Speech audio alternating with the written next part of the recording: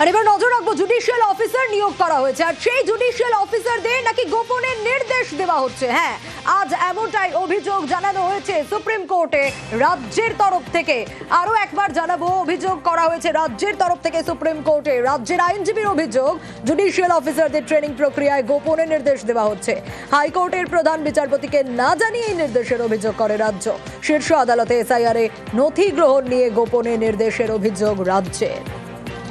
না না, আমরা কোনটা গোপন দিলাম এটা বলতে হবে না। কে গোপন দিচ্ছে, কখন গোপন দিচ্ছে, কে অ্যালিগেশন দিচ্ছে, আমাকে তো কেউ বলেনি। যদি কোনো গোপন দিচ্ছে তো আমাকে তো আগে বলতো, আমি সিইও আছি এখানে।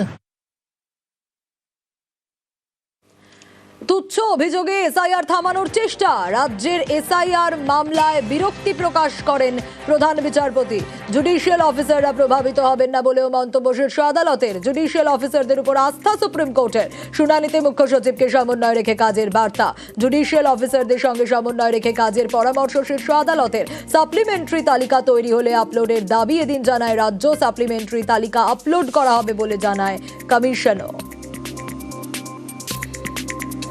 ফাইনাল ভোটার লিস্ট বেরিয়ে যাবে 28 তারিখে।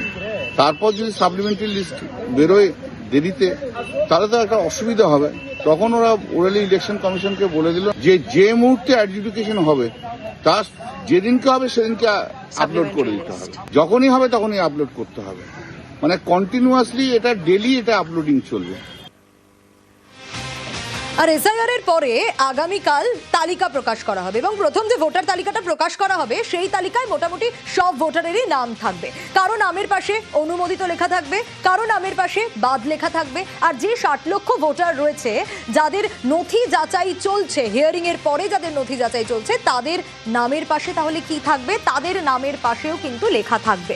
তবে সেখানেই প্রশ্ন উঠছে যে যদি সেখান থেকে তারা বাদ পড়ে যান, তাহলে এই লাস্ট বার যে তালিকা প্রকাশ হবে সেখানে তো তাদের নাম থাকলো না। তার মানে এবার তারা আর ভোট দিতে পারছেন না, কোনো রকম কোনো সুযোগই থাকছে না। সাপ্লিমেন্টারি তালিকায় যদি নাম না থাকে তাহলে কি হবে? আর এ নিয়েও রাজনীতির হাওয়া গরম।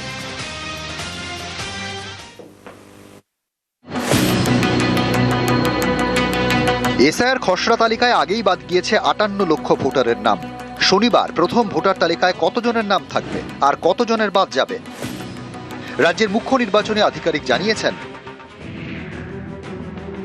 শনিবারের তালিকায় 7 কোটি 8 লক্ষের বেশি ভোটারেরই নাম থাকবে। বৈধ ভোটারের নামের পাশে লেখা থাকবে অ্যাপ্রুভড, অর্থাৎ অনুমোদিত। শুনানির পর যাদের নাম বাদ দেওয়া হয়েছে তাদের নামের পাশে লেখা থাকবে ডিলিট, অর্থাৎ বাদ।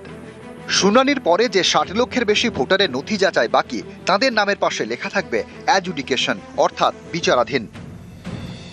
ভোটার তালিকা যেটা খাসা তালিকা ছিল ওই ফরম্যাটে ছিল থাকবে, শুধু যত কেস এডজুডিকেশনে আছে ওই এন্ট্রি কেস লেখা হবে আন্ডার এডজুডিকেশন, আর যত কেস ডিলিট হয়ে গেছে ওটা লেখা হবে ডিলিটেড।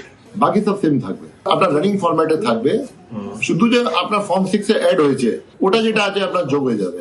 27 জাস্ট যে আমার তালিকা ছিল 7.66 crore অ্যাপ্রুভ ছিল, অ্যাপ্রুভ করার পরে ছাড়াই হলো এএসডিডি, তারপরে 7.08 আছে। অর্থাৎ এই 60 লক্ষের বেশি নাম নিয়েই প্রশ্ন থেকে যাচ্ছে। তাদের নামের পাশে লেখা থাকবে বিচারাধীন, বিচার করবেন বিচারকরা। এই 60 লক্ষের নথি বৃহস্পতিবার বিচারকদের হাতে তুলে দেয় কমিশন। সব নথি খতিয়ে দেখে বিচার হবে। কারো নাম তালিকায় থাকবে, কারো নাম বাদ যাবে। সেই মতো ধাপে ধাপে তালিকা বের হবে। মনোনয়নের শেষ দিন পর্যন্ত তালিকা প্রকাশ করা যাবে। জাস্টিস বলবেন কি এটা যেটা আছে এলিজিবল আছে, যে এলিজিবিলিটি হয়ে যাবে আপনার লাস্ট ডে অফ নমিনেশন আগে, ওরাই এলিজিবল থাকবে। আর যে এক্সিস্টিং লিস্ট থেকে এলিজিবল আছে ওটা এলিজিবল থাকবে। সুপ্রিম কোর্ট বলে দিয়েছে এটা যে লিস্ট হবে 28 তারিখ ফাইনাল লিস্ট হবে, এন্ড যে भी আপনার লোক এলিজিবল হবে to vote as per RP act up to last date of nomination, those will be deemed to be final list. কিন্তু সেই তালিকায় যদি কোনো বৈধ ভোটারের নাম বাদ যায় তাহলে তিনি এবার আর ভোট দিতে পারবেন না। কন্টিনিউয়াস রিভিশনে বা সাপ্লিমেন্টারি লিস্টটা যদি প্রকাশিত নাও হয় তাহলেও কিন্তু আইনের লঙ্ঘন হচ্ছে না। সেটা লাস্ট ডেট অফ নমিনেশনের আগে অবধি যতটা ওনারা নিষ্পত্তি করতে পারবেন ততটুকুই উঠবে। যদি এরকম হয় তাহলে কিন্তু তারা এবার ভোটাধিকার দিতে পারবেন কিনা সন্দেহ আছে। এখানেই অনেকের মনে আশঙ্কা, নমিনেশনের শেষ দিনে সাপ্লিমেন্টারি লিস্টে কোনো কারণে নাম না উঠলে এবার তো আর ভোটটাই দেওয়া যাবে না। যে সঠিক ব্যক্তি তার অবশ্যই নাম থাকা উচিত এবং সরকার নিশ্চয়ই তাদের জন্য নিশ্চয়ই কিছু একটা পদক্ষেপ নেবেন যাতে তারা আবার সঠিকভাবে তাদের নাম আসে এবং তারা ভোটটা দিতে পারে। এটা একটা নির্বাচন কমিশনের কি বলবো কুয়ার হুইমস এর ওপরে চলছে।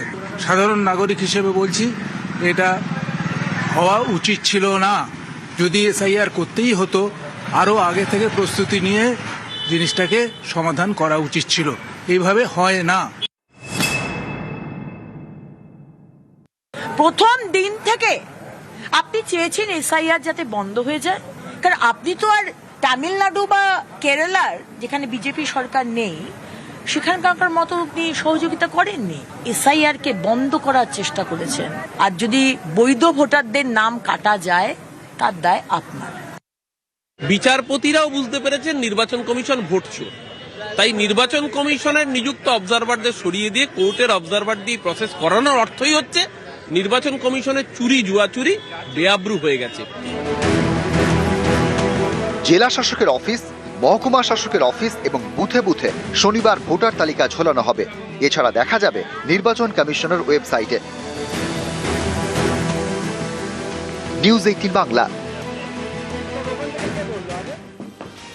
বাংলার এসআইআর এ আগামীকাল ভোটার তালিকা প্রকাশ, আর ভোটার তালিকা প্রকাশ হওয়ার পরই নাকি অশান্তির আশঙ্কা রয়েছে। হ্যাঁ, এমনটা দাবি করছেন সুকান্ত মজুমদার। শুধু তাই নয়, কমিশন প্রশাসনকে আইন শৃঙ্খলা রক্ষার জন্য রিকোয়েস্ট করছেন তিনি বলছেন কড়া হাতে পরিস্থিতি মোকাবিলা করার কথা।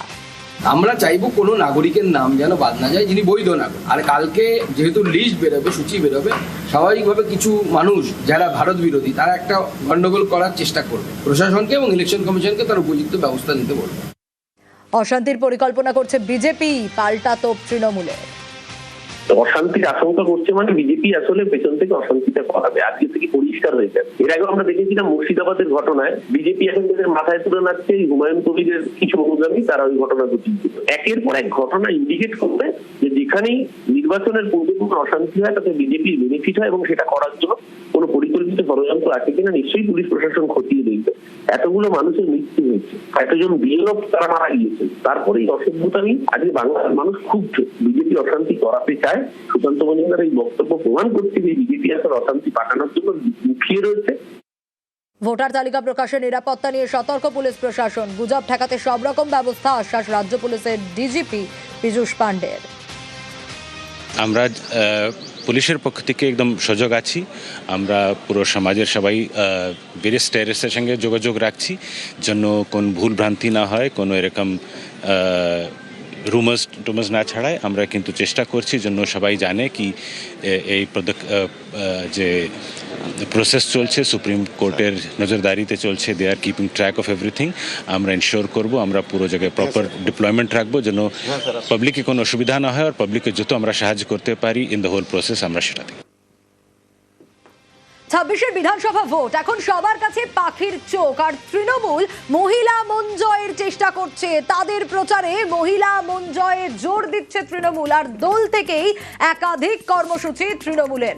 বসন্ত আজ বঙ্গে মহিলাদের সঙ্গে কর্মসূচি তৃণমূল কংগ্রেসের। লক্ষ্মীর ভান্ডার, যুবসাথী, স্বাস্থ্যসাথী, কৃষক বন্ধু নিয়ে প্রচার। সরকারি প্রকল্পে মহিলাদের অগ্রাধিকার নিয়ে প্রচারে নামছে তৃণমূল। মহিলাদের নানা সামাজিক প্রকল্প নিয়ে হবে প্রচার। মহিলা কৃষকদের কাছেও যাওয়ার পরিকল্পনা ঘাসফুল শিবিরের। দোল থেকে বুথে বুথে 10 ইস্যুতে জনসংযোগ। দোলে বাড়ি বাড়ি গিয়ে শুভেচ্ছা বিনিময়। 8ই মার্চ নারী দিবসে তৃণমূলের পদযাত্রা। লক্ষ্মী এলো ঘরে, লক্ষ্য ঘরে লক্ষ্মীরা নামে কর্মসূচি তৃণমূলের। এসআইআর নিয়ে প্রথম থেকে সুর চড়িয়েছে তৃণমূল কংগ্রেস। এসআইআর মৃতদের স্মৃতিতে রক্তদান শিবিরেরও আয়োজন। জেলায় জেলায় রক্তদান শিবির তৃণমূলের। বসন্ত আজ বঙ্গে মহিলাদের সঙ্গে, তার কারণ হচ্ছে যে বসন্ত শুধু রং খেলে নয়, মনের যে আনন্দ, মনের যে রং, সেই রঙে রঞ্জিত হয়ে আছে মেয়েরা বাংলার। নির্বাচনকে সামনে রেখে না, আমাদের রাজনৈতিক অধিকার, সামাজিক অধিকার এবং অর্থনৈতিক অধিকার, এই তিনটে নিয়ে তো মেয়েদের লড়াই। আবার মহিলা দিবসও আসছে সামনে। 8ই মার্চ মহিলা দিবস, আমরা এটাও 2 দিন পালন করব, 7ই মার্চ আর 8ই মার্চ। আর ভবানীপুরের ভোট যুদ্ধ, সেই ভোট যুদ্ধ নিয়ে তৃণমূলকে চ্যালেঞ্জ করছেন সুকান্ত মজুমদার। পাল্টা তৃণমূলও চ্যালেঞ্জ করছে। ভবানীপুরে যে ভোট যুদ্ধ জোরদার হবে তা বলার অপেক্ষা রাখে না। কি বার্তা উঠে এলো দু তরফ থেকেই, দেখে।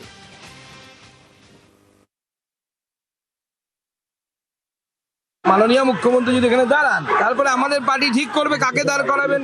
যদি পার্টি ঠিক করে শুভেন্দুদা দাঁড়াবেন, তাহলে শুভেন্দুদা এখানে দাঁড়াবেন। শুভেন্দুদা যদি এখানে দাঁড়ান বা অন্য কেউ দাঁড়ান, মমতা বন্দ্যোপাধ্যায় ভবানীপুর থেকে হাঁটছে।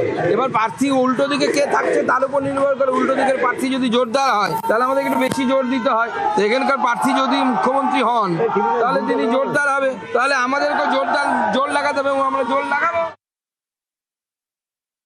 এগুলো হচ্ছে মুখেন মারিতঙ্গ জগত। মমতা বন্দ্যোপাধ্যায় ভবানীপুর কেন্দ্র থেকে আরো বিপুল ভোটে জয়ী হতে চলেছেন। শুভেন্দু অধিকারী নন্দীগ্রাম থেকে সরতে চাইছেন, সেইটাকে নজর ঘোরাবার জন্য এই ধরনের ভবানীপুর অমুক তমুক এই কথাগুলো বলা হচ্ছে। নন্দীগ্রাম 1 নম্বর ব্লক, বিপুল লিড দেবে তৃণমূলকে, সেই কারণে নজর ঘোরাতে এই ধরনের একটা চমকের বিষয় সৃষ্টি করছেন।